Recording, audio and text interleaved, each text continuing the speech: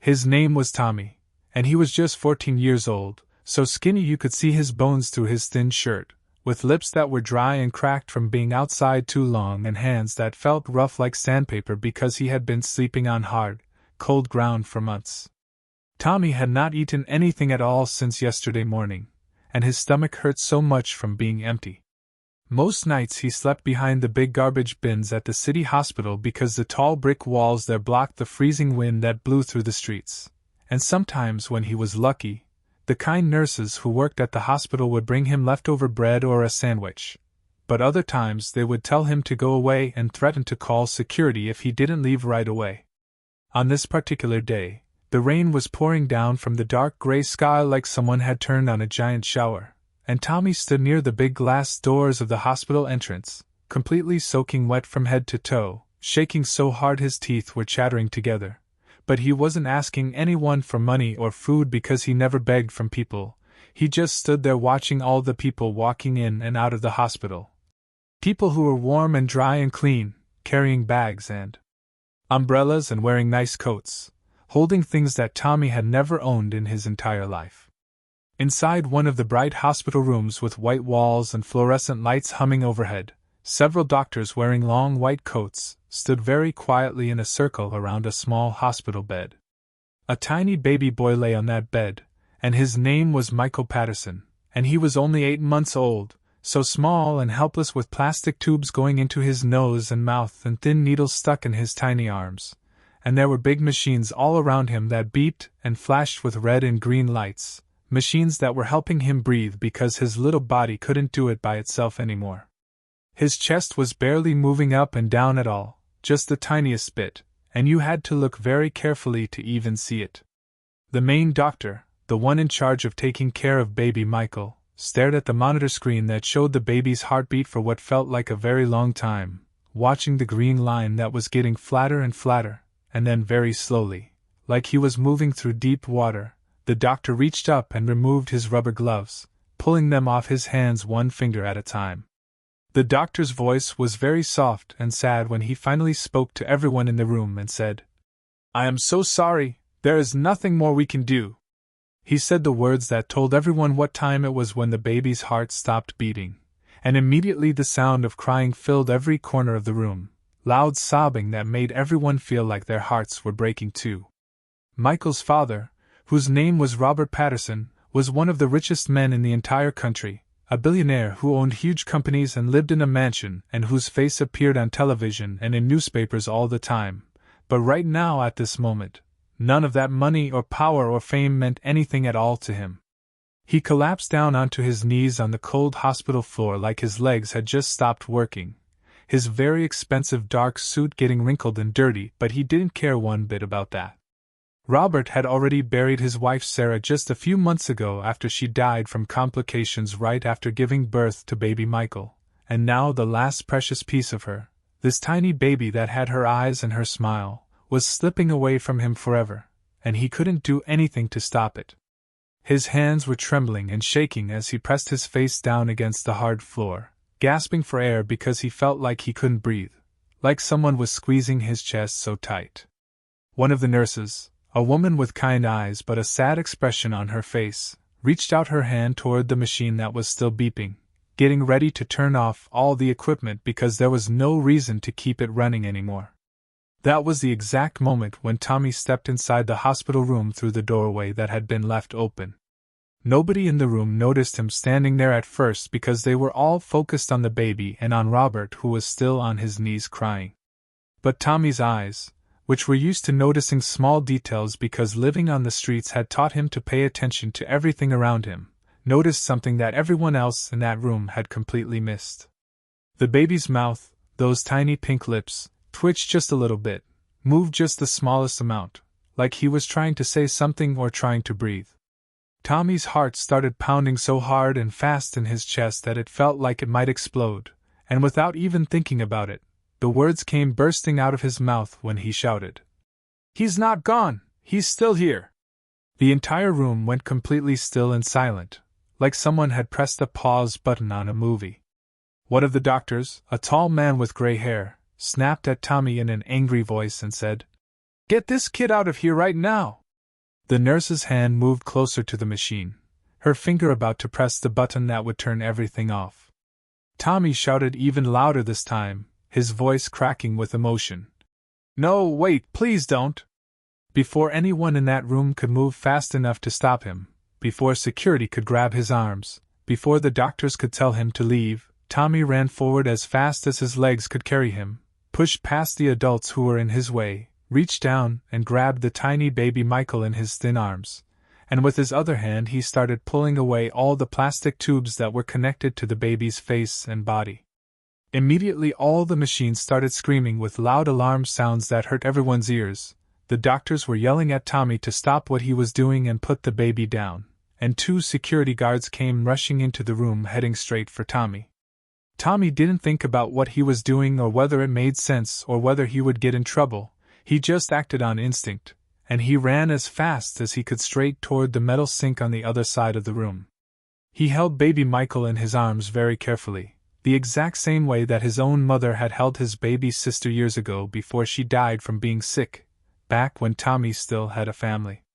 Tommy tilted the baby forward just a little bit so his head was leaning down, and then he turned on the faucet and let cool water run over the baby's mouth, not too fast because that would be dangerous, not too rough because the baby was so fragile, just enough water to flow gently across those tiny lips. In a voice that was shaking and breaking with emotion, so quiet that almost nobody could hear it over all the shouting and alarm sounds, Tommy whispered the words. "In the name of Jesus, please, please breathe." The seconds that passed felt like they were stretching out into hours, time moving so slowly that Tommy could hear his own heartbeat in his ears, could feel sweat running down his face mixing with the rainwater that was still dripping from his hair. And then it happened, a sound that made everyone freeze in place. The baby made a coughing sound, just a small one at first. Water spilled out of the baby's mouth and dribbled down his chin. Then another cough came, this one stronger and louder. And then, like the most beautiful music anyone in that room had ever heard in their entire lives, a thin, weak, shaky cry came from baby Michael's mouth and filled the entire room with sound. Everyone in the room froze completely, standing like statues, unable to move or speak or even believe what they were hearing. The baby that every single doctor had just declared dead, the baby whose death certificate was about to be written, the baby they were getting ready to cover with a white sheet, that baby was alive and crying and breathing. Suddenly chaos exploded throughout the hospital room like a bomb had gone off. Doctors came rushing forward from every direction shouting orders and instructions to each other. Nurses were yelling out numbers and asking for equipment, and the 2 security guards grabbed Tommy's arms tightly, pulling him away from the sink. But through all of that noise and confusion, one sound rose above everything else, and it was the sound of baby Michael crying, that high-pitched wailing that newborns make, the sound that just moments ago everyone thought they would never, ever hear again. The main doctor, the one who had declared the time of death, said in a slow, careful voice that was full of shock and disbelief, "Wait, everybody wait just a minute." All the doctors and nurses rushed over to the monitoring equipment and checked all the screens and numbers. The oxygen levels in the baby's blood, which had dropped almost to zero, were now rising, going up and up, the numbers climbing higher on the screen. The baby's heartbeat, which had stopped completely, was now beating again, a steady rhythm showing up on the monitor, weak and not very strong but definitely real and definitely there. One doctor kept saying the word over and over. "Impossible! This is impossible! This cannot be happening!" They carefully took baby Michael from Tommy's arms and carried him back over to the hospital bed, moving quickly but gently. They started all the machines again, pressing buttons and adjusting dials. They put the tubes back in, reconnecting the equipment that helped the baby breathe. But this time, something was different from before, because baby Michael was fighting against the tubes. His tiny fingers were moving and curling, his little legs were kicking weakly, like he was trying to say that he wanted to stay alive, that he wasn't ready to go yet. Tommy stood in the corner of the room, his whole body shaking from cold and fear and shock at what had just happened, his arms wrapped tightly around himself trying to stay warm, and his wet clothes were dripping water onto the clean hospital floor, making a puddle around his feet. Nobody in the room knew what to do with him now, nobody knew what to say. They all just stared at him like he was some kind of mystery they couldn't solve. Robert Patterson, the billionaire father who had been on his knees crying just minutes ago, slowly stood up from the floor, his legs wobbly and unsteady, and he walked across the room toward Tommy, his footsteps echoing in the suddenly quiet space. When Robert got up close to Tommy, standing right in front of him, he could see so many things about this boy that he hadn't noticed before because he had been too focused on his dying son, and he saw that up close Tommy looked even younger than 14, maybe 12 or 13, with dirt caked under his fingernails, old scars and scratches on his arms from living rough on the streets, and eyes that were filled with so much fear. Like he expected to be punished or hurt for what he had just done. Robert's voice was breaking with emotion, tears still running down his face, when he said to Tommy, "You saved my son's life, you brought him back from death." Tommy looked down at the floor, not meeting Robert's eyes, and whispered in a voice so quiet it was almost impossible to hear.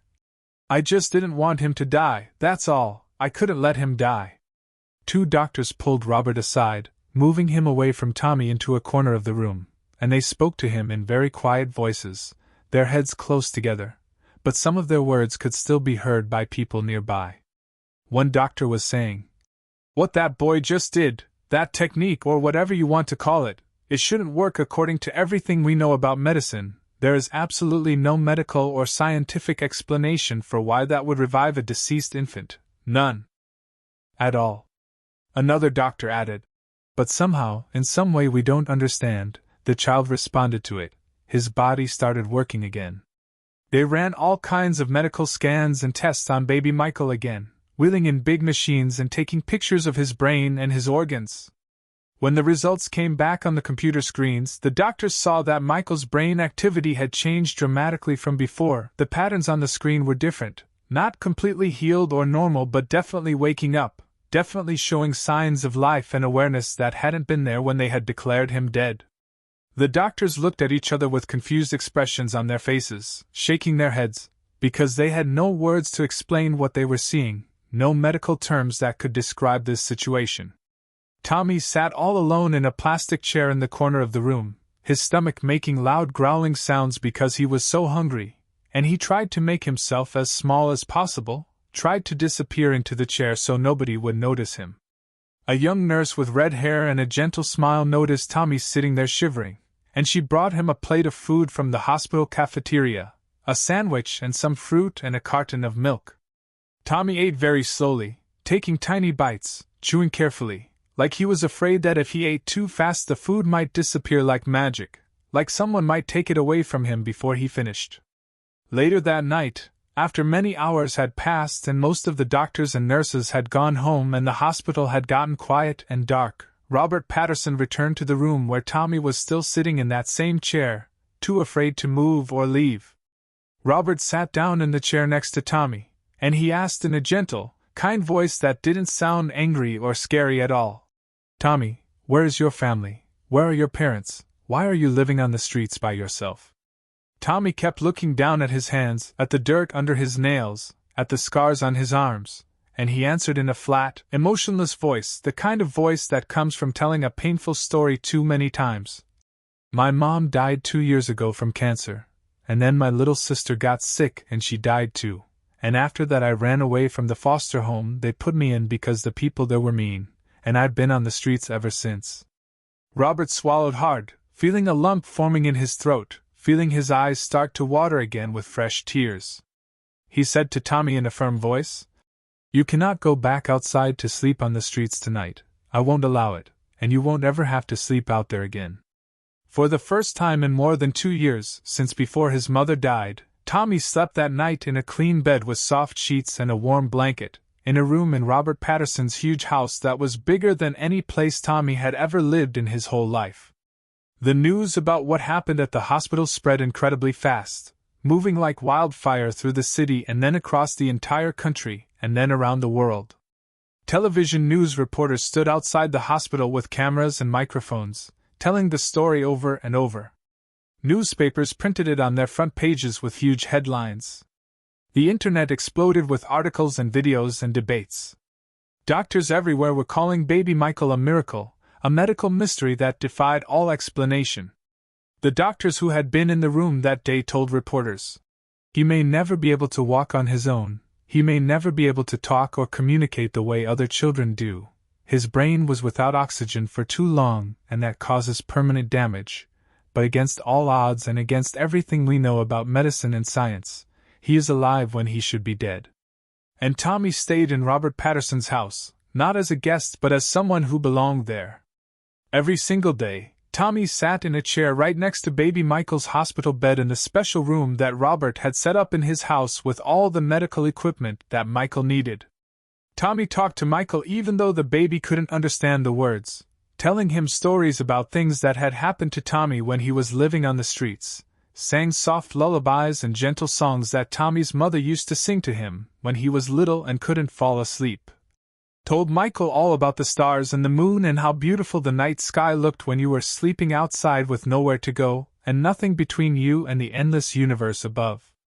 And something amazing happened, because baby Michael responded to Tommy in ways that surprised everyone. A tiny finger would curl around Tommy's finger and hold on tight. An eye would open and seem to look right at Tommy's face. A soft cooing sound would come from Michael's throat like he was trying to talk back. The doctors and nurses who came to check on Michael every day watched all of this happening, and they couldn't explain it either. One nurse whispered to another nurse when they thought nobody could hear them, "That baby responds more to the homeless boy than he responds to any of us medical professionals. It's like there's some kind of connection between them that we can't see or measure." Robert Patterson watched all of this too, standing in the doorway of the room, observing the way Tommy cared for his son with such gentleness and patience. This homeless boy who had nothing, who had lost everything, who the world had forgotten about and given up on, had done something that all of Robert's billions of dollars couldn't do, had brought his son back from death with nothing but water and faith and the refusal to give up. One night several weeks later, baby Michael's oxygen levels suddenly dropped dangerously low again, and all the machines started beeping and flashing red warning lights, and doctors came rushing into the room in a panic, pushing past Tommy, crowding around the bed, checking tubes and adjusting settings.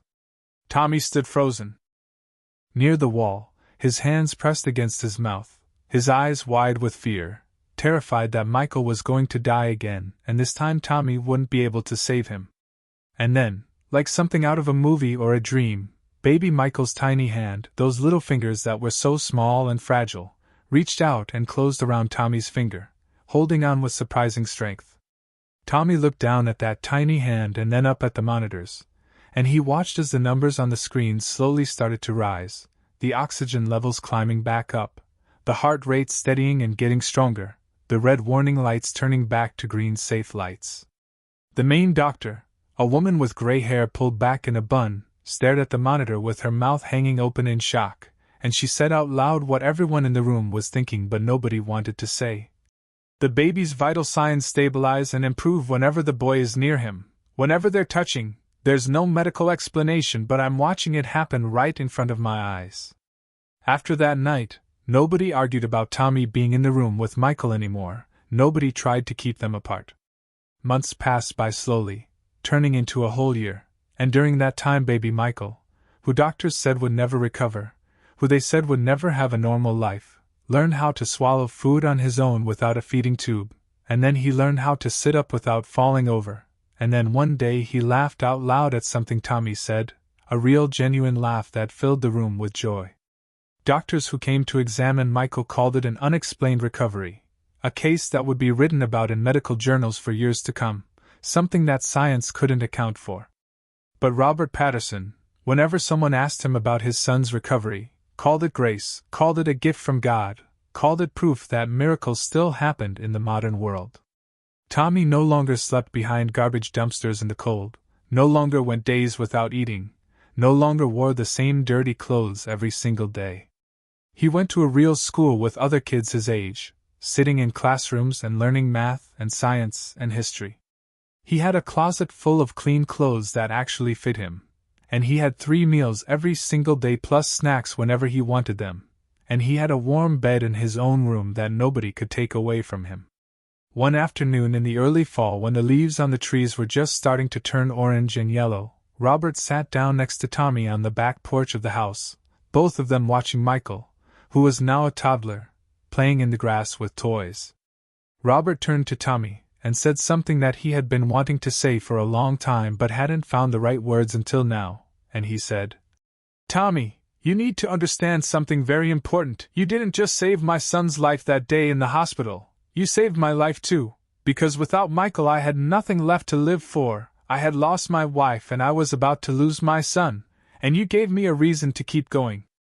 Robert officially adopted Tommy that same year, going through all the legal paperwork and court hearings, making Tommy legally his son just like Michael was his son. But Robert didn't adopt Tommy because of the miracle that had happened, didn't adopt him because he felt like he owed Tommy something or because he wanted to reward him for saving Michael. He adopted Tommy because in the months of watching Tommy care for Michael, watching how gentle and patient and loving Tommy was, Robert had realized that this boy who had already lived through more pain and loss and suffering than most adults ever experience had somehow managed to keep his heart soft, had learned how to protect life when it was fragile, had learned the most important lesson of all, which is that every life matters and is worth fighting for. Many more years passed by after that, and during those years Tommy grew from a skinny, scared 14-year-old boy into a strong, confident young man. Michael, the baby who doctors said would never walk, took his first wobbly steps when he was 3 years old, holding on to Tommy's hands for support, and by the time he was 6 he was running and jumping and playing like any other kid. When people asked Robert Patterson how his son had survived, how baby Michael had come back from death that day in the hospital, Robert would always smile and say the same thing. "A boy that the world had given up on, a boy that society had thrown away like garbage, refused to give up on my son when everyone else, including the doctors, had already quit." Years continued to pass quietly after that, because miracles, the real true ones, rarely stayed loud and dramatic for very long. They faded into normal life, becoming part of the fabric of everyday existence. Tommy grew into the Patterson house slowly and naturally, the same way that sunlight fills a dark room when you open the curtains, not all at once in a sudden burst but gradually, gently, until one day you look around and realize that the darkness is completely gone, and everything is bright and warm. Tommy struggled a lot at school at first, especially in his first year, because reading came very hard to him since he had missed so many years of education while living on the streets, and learning to trust people came even harder because the streets had taught him that most adults couldn't be trusted and would let you down. Tommy would flinch and jump whenever someone raised their voice even a little bit, his body remembering all the times he had been yelled at or threatened. He slept with the light on in his room for more than a year because the darkness reminded him of sleeping outside, of being alone and scared. He would secretly hide food under his bed, crackers and granola bars and fruit, storing it away in shoeboxes and hiding it behind books, even though the kitchen was always full of food and he could eat whenever he wanted. But his brain couldn't quite believe that the food would always be there, that it wouldn't run out or disappear, so he kept emergency supplies hidden just in case. Robert never once scolded Tommy for any of these behaviors. Never got angry or told him to stop, because Robert understood on a deep level what hunger felt like, what fear felt like, what it meant to have your sense of safety and security completely destroyed. Meanwhile, Michael continued to grow stronger week by week, month by month, hitting all these small victories that seemed huge and important to everyone who loved him, taking a step without holding on to anything, saying a new word clearly, laughing at jokes and playing games with other kids, each of these moments like tiny miracles all on their own. Doctors continued to visit the house regularly, checking on Michael's progress, running tests and taking measurements, and they continued to shake their heads in amazement and confusion, unable to explain what they were seeing. After a while they just stopped trying to find a scientific explanation, they simply called Tommy the constant, the one factor that never changed, the reason that Michael kept improving and getting better. But the world outside the safe bubble of the Patterson house didn't forget about what had happened, and journalists who worked for newspapers and television stations and websites wanted to interview Tommy, wanted him to tell his story over and over, wanted to take pictures and make videos. Churches all over the country called Tommy a sign from God, proof of divine intervention, and they invited him to speak at their services. Some doctors, especially the ones who hadn't been in the room that day, questioned whether the story was even true, suggested that maybe the baby hadn't really been dead, that maybe the doctors had made a mistake. Other doctors resented the story because it made medicine look bad, made it seem like science didn't have all the answers. Online debates raged everywhere you looked, on social media and in comment sections and on forums, with people arguing back and forth about science versus faith, about chance and coincidence versus divine intervention and miracles, about whether what Tommy did could be explained rationally or whether it required belief in something beyond human understanding. Robert Patterson, using his money and his power and his connections, shielded Tommy from all of it, kept reporters away from the house, declined interview requests, made it clear that his family's privacy was not for sale. He told Tommy over and over, in different ways but always with the same message. You don't owe the world your pain, you don't owe strangers your story, you don't have to perform your trauma for other people's entertainment or education. But pain and trauma, the kind that gets buried deep inside you, has a way of resurfacing when you least expect it, bubbling back up to the surface no matter how hard you try to push it down. When Tommy turned 17 years old, tall now and strong, looking nothing like the skinny, scared kid who had walked into that hospital room years ago, he suddenly froze one afternoon while crossing the street at a crosswalk near his school. Rain had started falling suddenly and without warning, heavy and cold, big drops that soaked through clothes in seconds, and the smell of wet concrete, that particular earthy smell that comes when rain first hits pavement, dragged Tommy backwards through time against his will, pulling him back to those nights sleeping behind dumpsters, to the feeling of hunger that twisted your stomach into knots, to hands that shook from cold and fear and exhaustion. Tommy's breath caught in his throat, his chest got tight like someone was sitting on it, his vision got blurry around the edges, and he couldn't see clearly, couldn't think clearly, couldn't remember where he was or what he was supposed to be doing. Michael, who was now 6 years old, smart and observant, and very aware of the people around him, noticed what was happening first before anyone else did. Michael said in a soft, gentle voice, reaching out to take Tommy's hand, "Tommy, hey Tommy, it's okay, I'm here." Tommy dropped down to his knees right there on the sidewalk in the rain, not caring that people were staring, not caring that he was getting soaked, unable to stand up anymore because his legs wouldn't hold him. And it was Michael, this little 6-year-old boy, who knelt down on the wet ground next to Tommy, who pressed his forehead against Tommy's forehead the way Tommy used to do with him when he was a baby, who whispered the same words that Tommy had once whispered to him years ago when he was fighting for his life. Michael said, his voice steady and calm and full of love, "Breathe, Tommy, please breathe, just breathe with me." And slowly, gradually, Tommy did breathe, taking one breath and then another, following Michael's rhythm, letting the air fill his lungs, feeling his heartbeats slow down, feeling himself come back to the present moment. That night, sitting in the living room of the house after everyone had dried off and changed into warm clothes, Tommy finally told Robert everything that he had never said out loud before, all the words and feelings and thoughts that he had kept locked up inside himself for years. He talked about the guilt of surviving when his mother and sister hadn't, the constant fear that he would be sent away, that this life with the Patterson family was temporary and would be taken from him without warning, and the crushing weight of being called a miracle worker and a hero when inside he still felt broken and damaged and not good enough. Robert listened to every single word without interrupting, without trying to fix anything, just listening and being present. And when Tommy finally finished talking, when all the words had poured out and he felt empty and exhausted, Robert said something that Tommy would never forget for the rest of his life, words that changed the way Tommy saw himself and his past.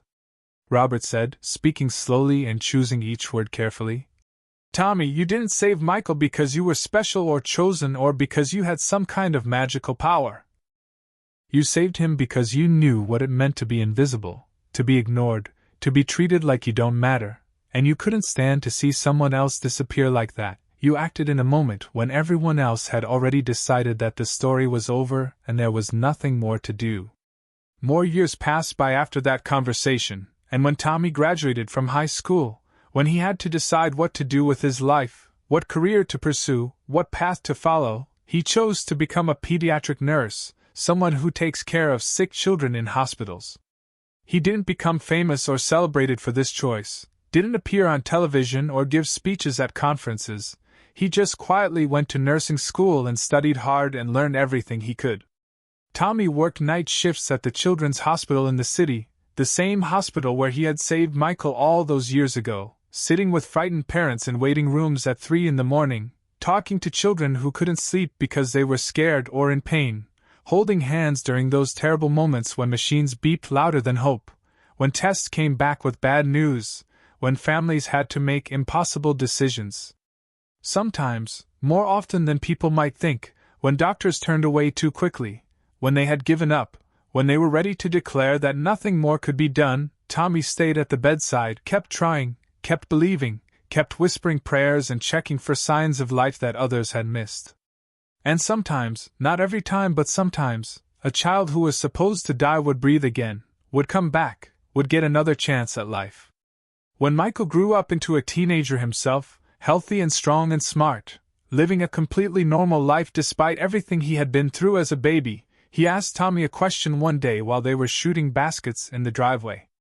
Michael said, "Tommy, do you ever wonder, do you really think I'd still be here, still be alive, if you hadn't walked into that hospital room that day?" Tommy caught the basketball, held it for a moment, looked at Michael with a gentle smile on his face, the kind of smile that contained years of love and pain and wisdom, and he said, "Michael, I think that love walked into that room with me that day, love for life and for people and for second chances, and I think that somewhere in this world quietly, without headlines in newspapers or cameras recording it or people arguing about it on the internet, the world healed just a little bit more. Became just a little bit better, because two people who needed each other found each other at exactly the right moment."